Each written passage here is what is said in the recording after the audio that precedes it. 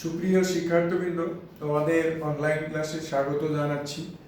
আজকে আমি তোমাদের নবম দশম শ্রেণীর পরিমিতি সম্পর্কে একটু আলোচনা করি, দেখি আমাদের কতটুকু মনে আছে। এর আগে পরিমিতির ত্রিভুজ সংক্রান্ত কিছু ক্লাস নেওয়া হয়েছে, এগুলো পরে যে লিঙ্কের আছে এর পরেই আছে চতুর্ভুজ ক্ষেত্রে। যে চতুর্ভুজের কি কি ক্ষেত্র আছে আমরা আগে দেখে নিই। দেখো, চতুর্ভুজের ক্ষেত্রে বর্গক্ষেত্র, আয়তক্ষেত্র, সামান্তরিক ক্ষেত্র, রম্বস ক্ষেত্র এবং আরো একটা ক্ষেত্র থাকে, সেটা হচ্ছে তোমার ট্রাপিজিয়াম ক্ষেত্র। আমরা আর একটা ক্ষেত্র আঁকাই, যেটা আমরা বলছি ট্রাপিজিয়াম ক্ষেত্র। এই ট্রাপিজিয়াম ক্ষেত্র, এই প্রত্যেকটা জিনিসের আমরা ক্ষেত্রফল কিভাবে বের করব সেটা। এখন দেখো, বর্গক্ষেত্রের যদি দৈর্ঘ্য দেওয়া থাকে, বর্গক্ষেত্রের সংজ্ঞাটা আমরা জানি কি, যে চতুর্ভুজ ক্ষেত্রের দৈর্ঘ্য প্রস্থ সমান তাকেই বলা হয় বর্গক্ষেত্র। তাহলে এখানে দেখো, বর্গক্ষেত্রে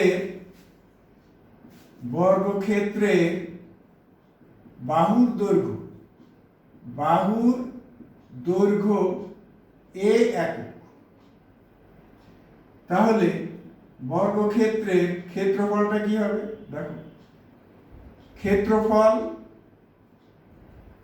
এটা আসলে ক্ষেত্রফল জিনিসটা কি, যদি কোনো একটা ক্ষেত্রের এইদিকেও এক এইদিকেও এক হয়, তাহলে যে ক্ষেত্রটা হয় এই ক্ষেত্রটাকে আমরা বলবো এক বর্গ একক। তার মানে কোনো ক্ষেত্রের দৈর্ঘ্য এবং প্রস্থ যদি এক এক হয়, তাহলে সেটাকেই বলা হয় এক বর্গ ক্ষেত্র। তাহলে দৈর্ঘ্যটা যদি এ হয়, আবার প্রস্থটাও এ হয়, তাহলে এইটার ক্ষেত্রফল কি হবে? এইটা এবং এটা যদি গুণ করি, তাহলে এ গুণন এ স্কয়ার বর্গ একক। তাহলে এ স্কয়ার বর্গ একক। এরপরে দেখো, বর্গক্ষেত্রের আমরা পরিসীমা যদি বের করি, পরিসীমা মানে চারপাশেরই সীমানা। এখান থেকে যদি এই দৈর্ঘ্যটা মাপো এ যোগ এ যোগ এ যোগ এ, তাহলে এ যোগ এ যোগ এ যোগ এ, তাহলে আমাদের কি হচ্ছে 4a। তাহলে এই চারিপাশের সীমানাটা কি হচ্ছে? আমাদের বর্গক্ষেত্রের পরিসীমা মানে 4a একক। তাহলে পরিসীমা সমান 4a একক। এরপরে দেখো, আমরা যদি কর্ণ বের করতে চাই, এটা যোগ করি, এটা সমকোণ, তাহলে পিথাগোরাসের উপপাদ্য অনুযায়ী আমরা কর্ণের দৈর্ঘ্যটা কি, কর্ণটা যদি ডি মনে করো, তাহলে এই ডি স্কয়ার সমান এ স্কয়ার প্লাস এ স্কয়ার, মানে অতিভুজ স্কয়ার সমান লম্ব স্কয়ার গুণ স্কয়ার। তাহলে ডি সমান কি হবে? Root over a square plus A square. A square মানে 2a স্কয়ার, তাহলে এটা রুট করলে রুট 2a। তাহলে আমরা বলতে পারি বর্গক্ষেত্রে কর্ণের দৈর্ঘ্য কি? কর্ণের দৈর্ঘ্য সমান রুট a একক। তাহলে আমরা বর্গক্ষেত্রে তিনটা জিনিস শিখলাম। একটা হচ্ছে কি, বর্গক্ষেত্রের ক্ষেত্রফল মানে এই জায়গাটা কতটুকু। যদি দৈর্ঘ্য a একক হয়, তাহলে ক্ষেত্রফল a স্কয়ার বর্গ একক। কর্ণের দৈর্ঘ্য রুট 2a একক। আর পরিসীমা মানে চারপাশের সীমানা 4a একক। এখন তোমাকে যদি একটা বর্গক্ষেত্র দিয়ে তোমাকে বলল যে এই বর্গক্ষেত্রের দৈর্ঘ্য বা বাহুর দৈর্ঘ্য বলে দিল তোমার 5 একক। একক এখানে তুমি সেন্টিমিটার মিটার যাই ধরো, তাহলে তোমাকে যদি বলে এই জিনিসগুলো বের করো, তাহলে ক্ষেত্রফল বের করতে হলে কি করবা? তুমি আগেই বলে দিবা, দেওয়া আছে কি, বর্গের বাহুর দৈর্ঘ্য এ সমান 5 একক। 5 একক। তাহলে আমরা এর মানটা পেয়ে গেছি। এখন ধর ক্ষেত্রফল কি a স্কয়ার, তাহলে এটাকে স্কয়ার করে দেব, তাহলে ক্ষেত্রফল কি হবে, তাহলে অতএব ক্ষেত্রফল কি a স্কয়ার, তাহলে এখানে 5 স্কয়ার বর্গ একক, তাহলে 25 বর্গ একক। এরপরে যদি বলে পরিসীমা, তাহলে পরিসীমা কি করবা, পরিসীমা 4a একক, তাহলে 4a একক, আমরা 4 এর, তাহলে 4 এর মান হচ্ছে 5 একক, তাহলে আমরা এটা গুণ করে দিলে 20 একক, তাহলে আমরা পরিসীমা পেয়ে গেলাম। এবার যদি বলে কর্ণের দৈর্ঘ্য কি √2a, তাহলে আমরা এখানে লিখব কর্ণের দৈর্ঘ্য সমান √2a, তাহলে √2 গুণন 5, তার মানে 5 √2 একক।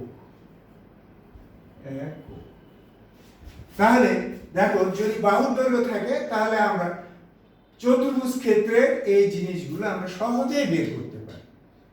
এই হলো বর্গক্ষেত্র সম্পর্কে আলোচনা। এরপরে দেখো আয়তক্ষেত্রের দৈর্ঘ্য যদি a এবং প্রস্থ যদি b হয়, দেখো আয়তক্ষেত্রের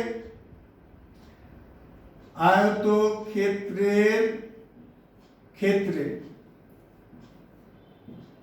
কি আয়তক্ষেত্রের দৈর্ঘ্য a এবং প্রস্থ b একক যদি হয়, তাহলে কি হবে দেখো, তাহলে ক্ষেত্রফল কি হবে, ক্ষেত্রফল দৈর্ঘ্য গুণন প্রস্থ, তাহলে দৈর্ঘ্য কত আমাদের a, প্রস্থ b, এইটা b আর এইটা যদি a দেই তাহলে a b বর্গ একক। একইভাবে পরিসীমা, এটা যদি b হয় এটা a, কারণ আয়তক্ষেত্রের দৈর্ঘ্য প্রস্থ সমান, প্রস্থ a দৈর্ঘ্য b, তাহলে আমাদের পরিসীমা কি হবে, পরিসীমা চারিপাশের সীমানা কি দেখো, a যোগ b যোগ a যোগ b, এটাও b, a যোগ b যোগ a যোগ, তাহলে দেখো 2a যোগ 2b, 2 যদি কমন নিয়ে নাও তাহলে a প্লাস b, তাহলে আমাদের পরিসীমা কি হলো, যে আমরা একবারে যদি লিখে দিই তাহলে 2 ইনটু a প্লাস b, তাহলে 2 ইনটু a প্লাস b একক। এবং কর্ণের দৈর্ঘ্য কি হবে, দেখো এটা যদি কর্ণ করে দাও তাহলে কর্ণের দৈর্ঘ্য সমান √a square plus b square. ঠিক একইভাবে এখানে যদি তোমাকে একটা আয়তক্ষেত্র দিয়ে দেয় যে দৈর্ঘ্য 4 প্রস্থ 3, তাহলে তোমাকে বললো এই জিনিসগুলো বের করো যে আয়তক্ষেত্রের ক্ষেত্রফল কত, তা আমরা খুব সহজেই দেখো ক্ষেত্রফল কি করতে পারি, ক্ষেত্রফল আমরা জানি দৈর্ঘ্য গুণন প্রস্থ, তাহলে 3 আর 4 যদি গুণ করি তাহলে 12 বর্গ একক পেয়ে যাব। যদি বলে পরিসীমা কি, পরিসীমা তোমার 2 দৈর্ঘ্য যোগ প্রস্থ, আমাদের লেখা আছে a প্লাস b, এটা দিই তাহলে 2, 4 প্লাস 3 তাহলে 2, এটা 3 আর 4 7, তাহলে এটা দিয়ে দিলে কত হবে 14 বর্গ একক। এখানে দেখো 3 4 4 3 7 3 10 14 বর্গ একক, শুধু একক, এটা ইউনিটটা হবে একক। এবার যদি বলে কর্ণের দৈর্ঘ্য, তাহলে কর্ণের দৈর্ঘ্য কি বের করব, কর্ণের দৈর্ঘ্য সমান √3 স্কয়ার প্লাস 4 স্কয়ার, তাহলে এটা 3 3 গুণ করলে 9, 4 4 গুণ করলে 16, তাহলে এটা হয় কত আমাদের 25, তার মানে 5 একক। তাহলে কর্ণের দৈর্ঘ্য, তাহলে আমরা দেখতে পাচ্ছি যে আয়তক্ষেত্রের দৈর্ঘ্য প্রস্থ দেওয়া থাকলে আমরা এই জিনিসগুলো বের করতে পারি। এরপরে আমাদের আরো আছে কি, এখানে সামন্তরিক ক্ষেত্র আছে, রম্বস ক্ষেত্র আছে এবং ট্রাপিজিয়াম ক্ষেত্র আছে। যদি রম্বস ক্ষেত্রের ভূমি সামান্তরিক ক্ষেত্রের ভূমি এবং উচ্চতা দেওয়া থাকে, তাহলে আমাদের ক্ষেত্রফলটা কি হবে? ভূমি গুণন উচ্চতা। দেখো সামান্তরিক ক্ষেত্র, তড়িৎ ক্ষেত্র কি কি দেওয়া থাকবে? তোমার ভূমি দেওয়া থাকবে, যদি ভূমি বি একক এবং উচ্চতা এইচ একক, তাহলে ক্ষেত্রফল হবে কি? ক্ষেত্রফল সমান বি এইচ বর্গ একক। তোমাকে বলে দিল যে এই ভূমি সামান্তরিকের ভূমিটা বি বলে দিল ভূমি যে 10 মিটার আর উচ্চতা বলে দিল 5 মিটার, তাহলে সামান্তরিকের ক্ষেত্রফল কত? তাহলে তুমি জানো ক্ষেত্রফল সমান বিএইচ, তাহলে অতএব ক্ষেত্রফল সমান বি গুণন এইচ বর্গ একক। তাহলে কত হবে? 5 10 50 বর্গ একক। তাহলে এইভাবে ভূমি আর যদি উচ্চতা দেওয়া থাকে তাহলে সামান্তরিকের ক্ষেত্রফল আমরা বের করতে পারি। এবার যদি সামান্তরিকের কর্ণ দেওয়া থাকে, দেখো এটা কর্ণ আর এটা বিপরীত শীর্ষ থেকে ওই কর্ণের উপরে লম্বের দৈর্ঘ্য, তাহলে কি দেওয়া থাকে? যদি কর্ণের দৈর্ঘ্য ডি একক, আমরা ডি দেই, ডি একক এবং বিপরীত শীর্ষ থেকে কর্ণের ওপর অঙ্কিত লম্বের দৈর্ঘ্য এইচ একক, তাহলে ক্ষেত্রফল কি হবে? ক্ষেত্রফল হবে ডি এইচ বর্গ একক। একইভাবে এখানে তোমার কর্ণের দৈর্ঘ্য বলে দিল কি, যে এই কর্ণের দৈর্ঘ্য তোমাকে হয়তো দিয়ে দিল 20 সেন্টিমিটার আর এইটা দিয়ে দিল 10 সেন্টিমিটার, তাহলে এই সামান্তরিকের ক্ষেত্রফল কি হবে? তুমি এইটা এই যে ডি এর মান 20 আর এইচ এর মান 10 গুণ করে দিলে 200 বর্গ একক। তাহলে আমরা সামান্তরিক ক্ষেত্রের ক্ষেত্রফলও পেয়ে গেলাম। এরপরে যেটা আসবে আমাদের রম্বস ক্ষেত্র। রম্বস ক্ষেত্রের ক্ষেত্রফল ভূমি আর উচ্চতা দেওয়া থাকলে এই একই হবে। যদি ভূমি এখানে আমরা একবারে যদি এটা লিখে দিই, সামান্তরিক এবং রম্বস ক্ষেত্র আর সামান্তরিক ক্ষেত্র একই জিনিস, ভূমি গুণন উচ্চতা, তাহলে ডি বি ভূমি, উচ্চতা এইচ গুণ করলেই হয়ে যাবে।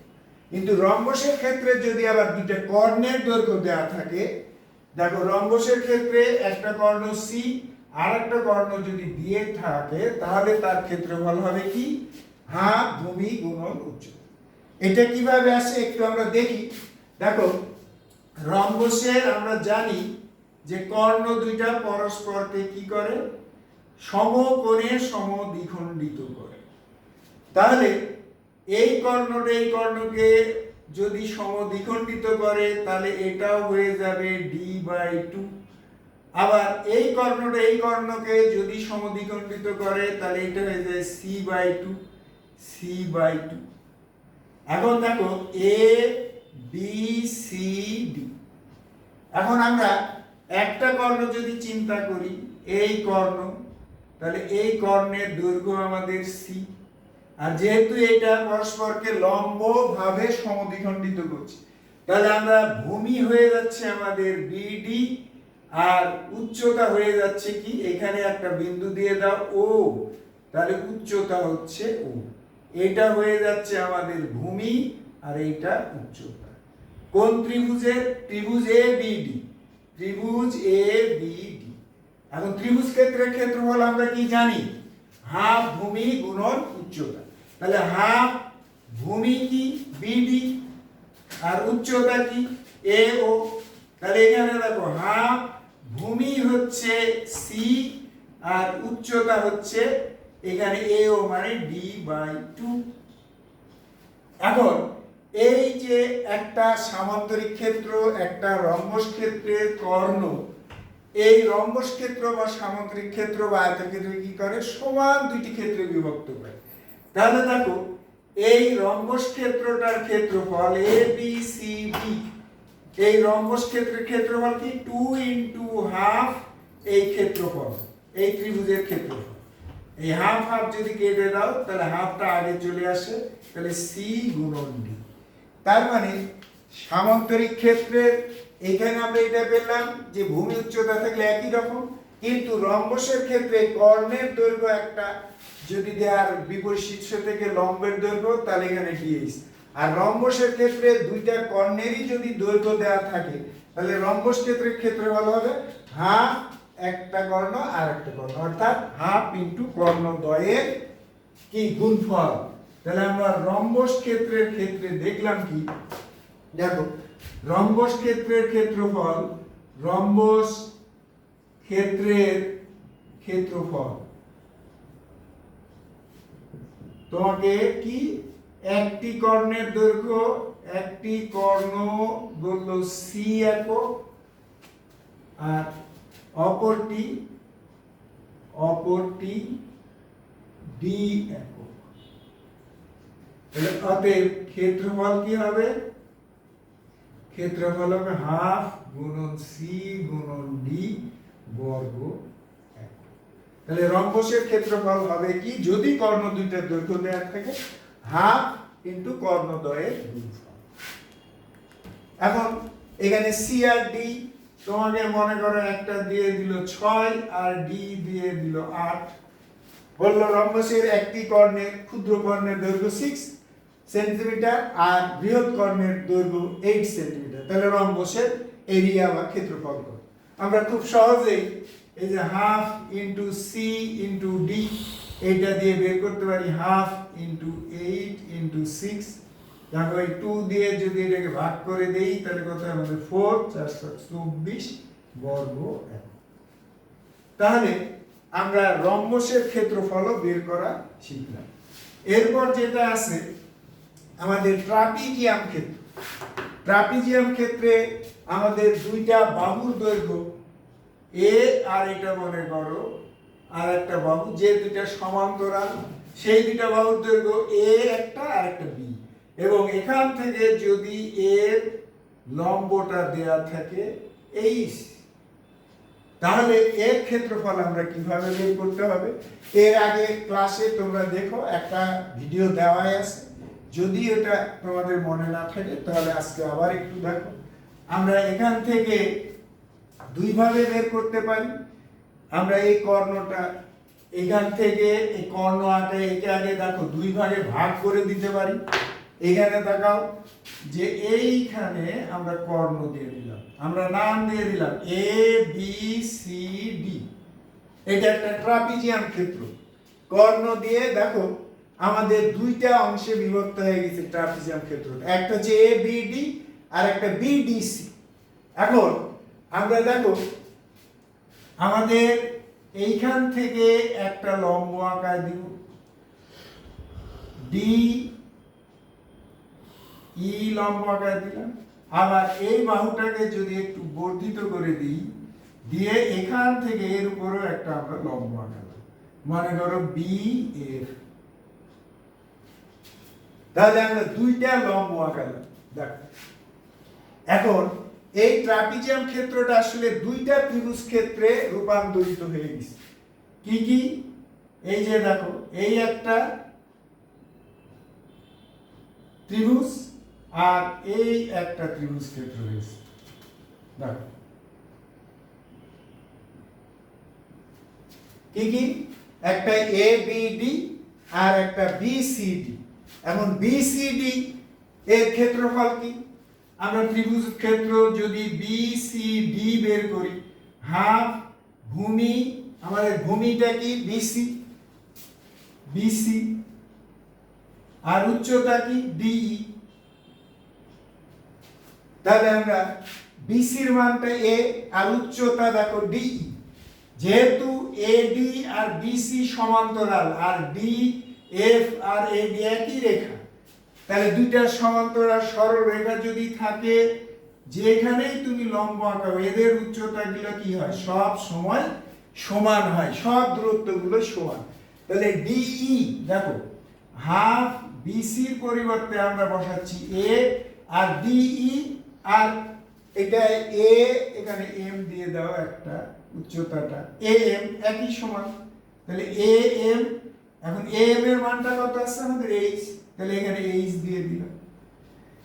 তাহলে বিসিডি ত্রিভুজ ক্ষেত্রের ক্ষেত্রফল হলো কি, দেখো হাফ ভূমি গুণন উচ্চতা। এবার দেখো আমরা ত্রিভুজ বিএডি এর ভূমি কি বিডি আর এর শীর্ষ এটা, এর উচ্চতা ডিএফ। তাহলে এটার ক্ষেত্রফল আবার কি হবে, হাফ ভূমি এডি আর লম্ব কত বি এফ। হাফ এডির মান কত আমাদের বি, আর এখানে দেখো বিএফ, বিএফ কি, এই যে এই বাহু আর এই বাহুর লম্ব দূরত্ব বিএফ আর এম এবং ডি সবগুলো সমান। তাহলে এটার পরিবর্তে আমরা এইচ লিখতে পারি।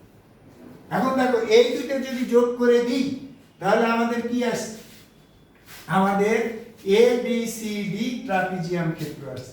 ট্রাপিজিয়াম ক্ষেত্র এ বি সি ডি এর ক্ষেত্রফল কি হবে, হাফ এই দেখো এ গুণন এইচ, এখানে হাফ বি গুণন এইচ। তাহলে হাফ যদি কমন নিয়ে না হাফ এইচ, তাহলে এ প্লাস বি, তাহলে হাফ এ প্লাস বি আর গুণন এইচ। এটাই হচ্ছে ট্রাপিজিয়াম ক্ষেত্রের ক্ষেত্রফল।